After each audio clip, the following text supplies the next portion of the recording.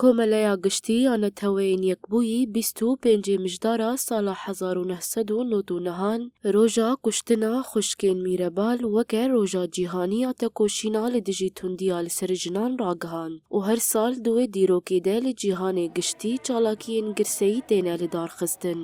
Endamên jin ên encûmena navçeya Ehrasê ya Şehba li ser her cûre tundî û destdirêjiya ku li jinan tê kirin bi taybet jinên Efrînê berxwedaniya xwe nîşan dan û roja 25 mijdarê li hemû jinên cîhanê pîroz kirin.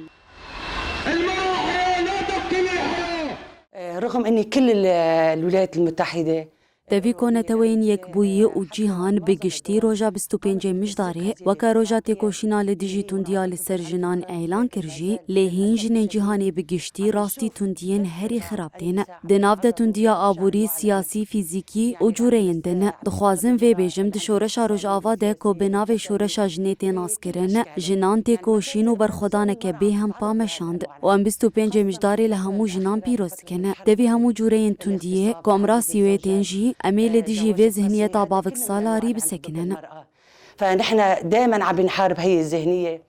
Endama komîteya jin a navçeya Ehrezê Ghaliya Hemo jî diyar kir ku dagirkeriya Tirk sûcên herî hovane û tundiyê li dijî jinan li Efrînê pêk tîne û te qez kir ku ew ê li hembervan sûcan serî hildin.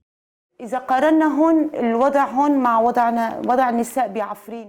توندی li dijî jinan dewam dike bi taybet bin pêkirinên dewleta Tirk a dagirkeriyên li ser jinên Efrînê ku her roj bi rêbazên herî xerabiyên tundiyê lêdan tecawuzkirin û zewaca bi zorê ya keçan pêk tîne. Devî ku gelek rêxistin serdana bajarê Efrînê dikin û li ber çavên cîhanê ev sûc li dijî jinan pêk tên lê bêdengin û li hemberî tundiyê em ê serî hildin. Em bang li rêxistinên mirovî dikin ku li hember tundiya li ser jinan tê kirin bi erka xwe rabe. إنه بنطالبهم يعملوا دراسة.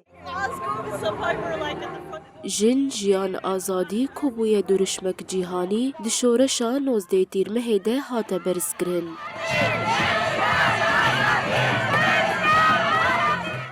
Paşê di serhildana gel a li Rojhilatê Kurdistanê û Îranê ya piştî qetilkirina Jîna Emînî ji aliyê polîsên exlaqê yên Îranê ve di îlûna par de hat berizkirin û ji ber tekoşîna tevahî jinên cîhanê bûye metodek.